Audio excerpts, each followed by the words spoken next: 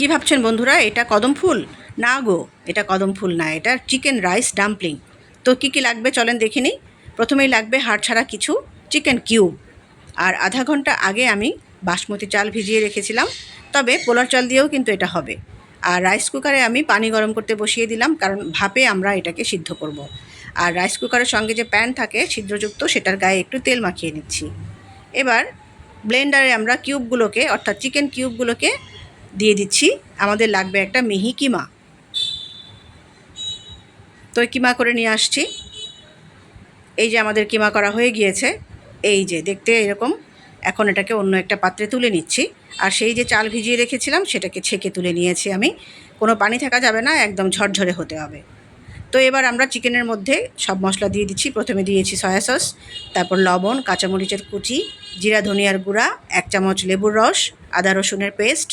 এগুলো দিয়ে ভালো করে কিমাটাকে মাখিয়ে নিচ্ছি। মাখানো হয়ে গেলে আন্দাজ মতো খানিকটা তেল দিয়ে দিব, সয়াবিন তেল। এবার ভালো করে আবার মাখিয়ে নিব। তারপর এটাকে কেউ চাইলে ম্যারিনেট করে এভাবে রেখেও দিতে পারেন, তবে আমার এখনই লাগবে, আমি আর ম্যারিনেট করে রেখে দিচ্ছি না। আমি এখান থেকে কিছু বল বানিয়ে নিচ্ছি, বড়ও না ছোটও না, মিডিয়াম সাইজের সবগুলো বল বানিয়ে নিচ্ছি। তো এই যে আমার বলগুলো বানানো হয়ে গিয়েছে। এখন সেই যে ছেঁকে রেখেছিলাম চালগুলোকে এবার বল দিয়ে সেই চালের গায়ে গড়িয়ে নিব।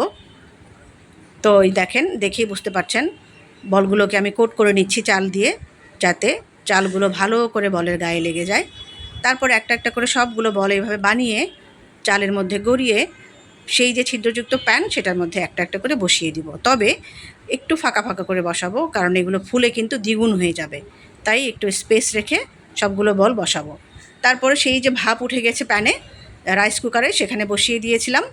তারপর 25 থেকে 30 মিনিট পরে এটা আমি ঢাকনা উল্টে দেখলাম যে সম্পূর্ণ রেডি, এটা হয়ে গিয়েছে।